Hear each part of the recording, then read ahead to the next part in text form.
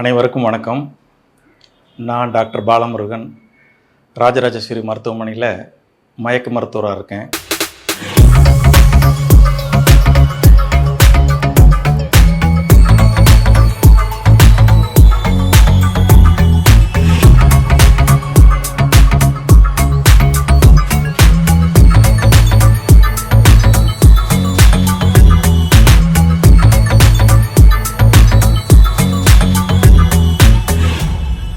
எந்த ஒரு அறுவை சிகிச்சைனாலும் மயக்க மருந்துங்கிறது ஒரு அத்தியாவசியமான ஒன்று.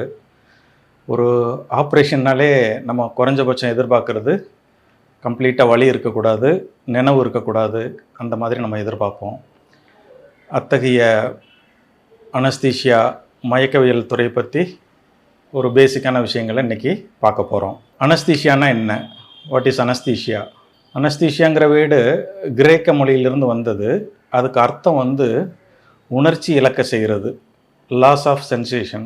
ஸோ வலி இல்லாமல் பண்ணுறது, இதுதான் இதோட அடிப்படையான அர்த்தம். அனஸ்தீஷியா பார்த்திங்கன்னா ஒரு 4 டைப்ஸ் இருக்குது. லோக்கல் அனஸ்தீஷியான்னு சொல்லுவோம். லோக்கல் அனஸ்தீஷியானா நம்ம உடம்புல ஒரு சின்ன பகுதியில் ஒரு காயமோ அதுக்கு ஸ்டிச் போடுறோம், இல்லை ஒரு சின்ன கட்டி இருக்குது அதை அகற்றுறதுக்கு ஒரு சின்ன சர்ஜரி பண்ண போகிறோம். அப்படிங்கிறப்போ இந்த லோக்கல் அனஸ்தீஷியாங்கிறத நம்ம யூஸ் பண்ணுறோம். அந்த பர்டிகுலர் இடத்துல மாத்திரம் அனஸ்தட்டிஸ் ஆகிற மாதிரி லோக்கல் அனஸ்தட்டிக் மருந்து இன்ஜெக்ட் பண்ணி வலி இல்லாமல் பண்ணி அந்த சிகிச்சையை நம்ம முடிக்கிறோம். இந்த டைப் அனஸ்தீஷியாவில் பேஷண்ட் கான்சியஸாக தான் இருப்பாங்க, நினைவோடு இருப்பாங்க, வலி இல்லாமல் இருப்பாங்க. அடுத்த முறை ரீஜனல் அனஸ்தீஷியான்னு சொல்கிறோம். ரீஜனல் அனஸ்தீஷியான்னா லோக்கல் அனஸ்தீஷியாவில் ஒரு சிறிய பகுதி சொன்னோம். இது பாடியில் ஒரு பார்ட்டு அப்படியே மரத்து போய் உணர்ச்சி இல்லாமல் வலி இல்லாமல் பண்ணுறது, இது ரீஜனல் அனஸ்தீஷியா. ரொம்ப காமனாக நம்ம இப்போ யூஸ் பண்ணிக்கிட்டு இருக்கிற ஒரு அனஸ்தட்டிக் டெக்னிக். இதில் ஸ்பைனல் அனஸ்தீஷியா, முதுகுத்தண்டில் போடுற ஊசி, இது ரொம்ப வெரி காமன் அனஸ்தட்டிக் டெக்னிக், சேஃபான டெக்னிக், ரொம்ப ரிலேபிளான டெக்னிக். இந்த இது நம்ம வயிற்றில் தொப்புள் பகுதிக்கு கீழ் பகுதியில் இருக்கிற அறுவை சிகிச்சை எல்லாத்துக்குமே இந்த அனஸ்தீஷியாவை நம்ம அப்ளை பண்ணுறோம். எக்ஸாம்பிளாக குழந்தை எடுக்கிற சிசேரியன் ஆப்ரேஷன் ஆகட்டும், கர்ப்பப்பை ஆப்ரேஷனு, இல்லை கால் எலும்பு முறிவு, இதுக்கெல்லாமே நம்ம ஸ்பைனல் அனஸ்தீஷியாங்கிற அந்த முதுகுத்தண்டில் ஊசி போட்டு பண்ணுற முறையை நம்ம யூஸ் பண்ணுறோம். ரொம்ப சேஃபான முறை, குயிக்காக அதோட எஃபெக்ட் வந்துடும், பேஷண்ட் கம்ஃபர்டபுளாக இருப்பாங்க. இதுலேயுமே பேஷண்ட் கான்சியஸாக நினைவோடு இருப்பாங்க. பட் ஒரு சர்ஜரிங்கிறப்போ பேஷண்ட்டுக்கு ஒரு மனசளவில் ஒரு சின்ன ஆங்ஸைட்டி, ஒரு சின்ன பயம் இருக்கும். அதை குறைக்கிறதுக்காக மாத்திரம் நம்ம கொஞ்சம் செடேஷன் இன்ஜெக்ஷன் சொல்லுவோம், லைட்டாக காமாக தூங்குற மாதிரி ஒரு இன்ஜெக்ஷன். பட் நினைவோடு தான் இருப்பாங்க. இதே ஏறக்குறைய ஸ்பைனல் அனஸ்தீஷியா மாதிரி இன்னொரு முறை எபிடியூரல் அனஸ்தீஷியான்னு சொல்லுவோம். இதுவும் அந்த ரீஜனல் அனஸ்தீஷியா கடியில் தான் வருது. இது நம்ம ட்ரக்கு மயக்க மருந்து இன்ஜெக்ட் பண்ணுற இடத்த பொறுத்து சொல்கிறோம். எபிடியூரல் ஸ்பேஸில் மயக்க மருந்து இன்ஜெக்ட் பண்ணுவோம். இந்த அனஸ்தீஷியாவும் சில அட்வான்டேஜஸ் எல்லாம் இருக்குது. ஒரு மேஜர் ஆப்ரேஷன், ப்ரொலாங்டு கேஸ், ரொம்ப நேரம் சர்ஜரி பண்ண போகிறோம்னா இந்த எபிடியூரல் அனஸ்தீஷியாவில் என்ன ஒரு வசதி இருக்குன்னா, ஒரு சின்ன மைக்ரோ டியூப் மாதிரி போட்டு அதை நம்ம 2-3 நாளைக்கு கூட வச்சுக்கிறலாம்.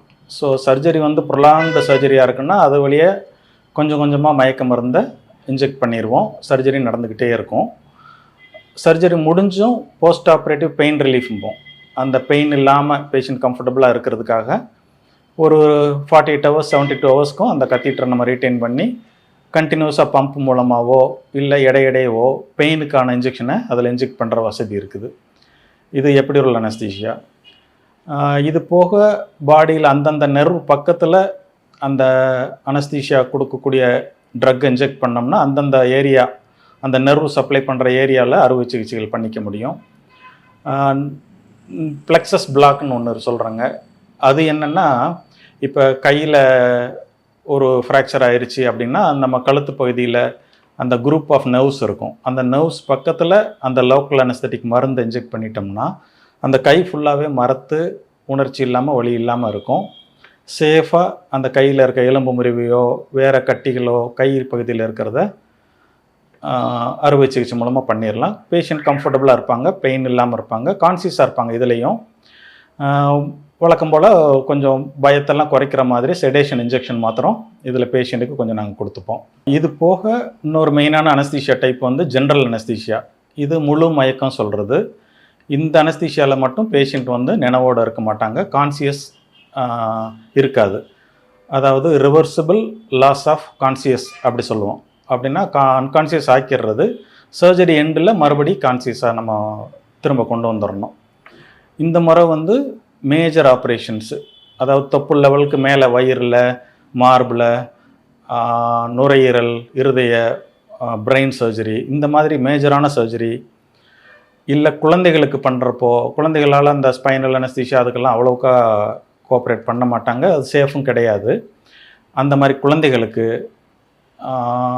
இல்லை ஒரு பெரிய ஆக்சிடெண்ட் பேஷண்ட்டாக இருக்கார், அவருக்கு ஏற்கனவே நிறைய ப்ளீடிங் ஆயிடுச்சு, ப்ரெஷர்லாம் கொஞ்சம் லோவாக இருக்குது, அந்த மாதிரி சுச்சுவேஷனில் நம்ம ஏற்கனவே சொன்ன ஸ்பைனல் எபிடியூரல் அதெல்லாம் கொஞ்சம் அவாய்ட் பண்ண வேண்டியது இருக்கும். அந்த மாதிரி சுச்சுவேஷனில் எல்லாமே வந்து இந்த ஜென்ரல் அனஸ்தீஷியாவை நம்ம சூஸ் பண்ணணும். செலெக்ஷன் ஆஃப் அனஸ்தீஷியா வந்து சர்ஜரி ஏரியா, எந்த ஏரியாவும் அதை பொறுத்து, எவ்வளோ நேரம் ஆகும், பேஷண்ட்டோட வயசு, அவங்க மெடிக்கல் கண்டிஷன்ஸு, மெடிக்கல் ப்ராப்ளம்ஸ் எல்லாம் இருக்கும் இல்லைங்களா, அதெல்லாம் பொறுத்து எந்த டைப் ஆஃப் அனஸ்தீஷியா எந்த பேஷண்ட்டுக்கு அப்படிங்கிறத முடிவு பண்ணுவோம். Stages of anaesthesia. இப்போ ஒரு அனஸ்தீஷியா மயக்கவியல்ங்கிறது ஆப்ரேஷன் தியேட்டரில் மாத்திரம் இருக்கக்கூடிய ஒரு விஷயம் இல்லை. 3 பீரியடாக நாங்கள் இதை பிரிச்சுக்கிறோம். Pre operative period, intra operative period, post operative period. இந்த ப்ரீ ஆப்ரேட்டிவ் பீரியடுங்கிறது ஆப்ரேஷனுக்கு முந்தின ஒரு பீரியடு. அறுவை சிகிச்சை ஆப்ரேஷன் தியேட்டருக்கு வர முன்னே பேஷண்ட்டுக்கு பண்ண வேண்டிய மயக்கவியல் சம்மந்தப்பட்ட விஷயங்கள், இது வந்து ப்ரீ ஆப்ரேட்டிவ் பீரியட். ஒரு பேஷண்ட்டுக்கு ஒரு சர்ஜரி பிளான் பண்ணுறோம், மேஜர் சர்ஜரி பிளான் பண்ணுறோம்னா சர்ஜரிக்கு முன்னாலேயே ப்ரீ ஆப்ரேட்டிவ் அசஸ்மெண்ட் அப்படின்னு ஒன்று இருக்குங்க. அதாவது பேஷண்ட் வந்து அந்த பர்டிகுலர் ஆப்ரேஷனுக்கு அவர் உடம்பு தகுதியானதாக இருக்கா, ஃபிட்டாக இருக்கா, அவர் சர்ஜரியை சேஃபாக தாங்கிக்கிடுவாரா, அந்த மாதிரி anaesthesia fitness, pre anaesthetic assessment அப்படின்னு சொல்லி ஒன்று நாங்கள் செக்கப் பண்ணணும். சர்ஜரிக்கு முன்னால் பேஷண்ட்டை பார்ப்போம். இதில் வந்து பேஷண்ட்டுக்கு இருக்கிற மெடிக்கல் ப்ராப்ளம் எல்லாம் நாங்கள் செக் பண்ணுவோம். ப்ரெஷர் ஆகட்டும், சுகர் ஆகட்டும், ஆஸ்துமாவாகட்டும். ஸ்மோக்கிங் இருக்குன்னா ஸ்மோக்கிங் எல்லாம் நம்ம கொஞ்சம் விட சொல்லணும். ஏன்னா அனஸ்தீஷியா கொடுக்குறப்போ அதெல்லாம் கொஞ்சம் பிரச்சனை உண்டாக்கும். அந்த மாதிரி அந்த இதெல்லாம் கேட்கணும். சப்போஸ் பேஷண்ட்டுக்கு உண்டான பிளட் டெஸ்ட்டு, இசிஜி, எக்கோ, ஒரு கார்டியாக் ப்ராப்ளம், ஹார்ட் ப்ராப்ளம் இருக்குன்னா அவருக்கு வந்து ஒரு ஹார்ட் ஸ்பெஷலிஸ்ட் ஒரு ஒப்பீனியன் வாங்கிக்கிறது, இது எல்லாமே இந்த ப்ரீ ஆப்ரேட்டிவ் பீரியடில் தான் பண்ணுவோம். சர்ஜரிக்கு முன்னாலேயே இதெல்லாம் பேஷண்ட்டை ரெடி பண்ணுறது. அப்படின்னா தான் சர்ஜரி சேஃபாக முடியும். ஸோ இதில் வந்து ப்ரீ ஆப்ரேட்டிவாக ஆப்டிமைசேஷன் சொல்லி ஒரு கண்டிஷன் சொல்கிறோம். அப்படின்னா பேஷண்ட்டுக்கு ஒரு ஆஸ்துமாவோ சுகரோ இருக்குன்னா அதை முடிஞ்ச வரைக்கும் சரி பண்ணிடுறது. ஆப்ரேஷன் தியேட்டருக்கு கூப்பிட்டு வர முன்னையே 1-2 நாளைக்கு முன்னாலேயே பேஷண்ட்டுக்கு அதெல்லாம் வந்து ஸ்டெபிலைஸ் பண்ணுறது, ஆப்டிமைஸ் பண்ணுறது.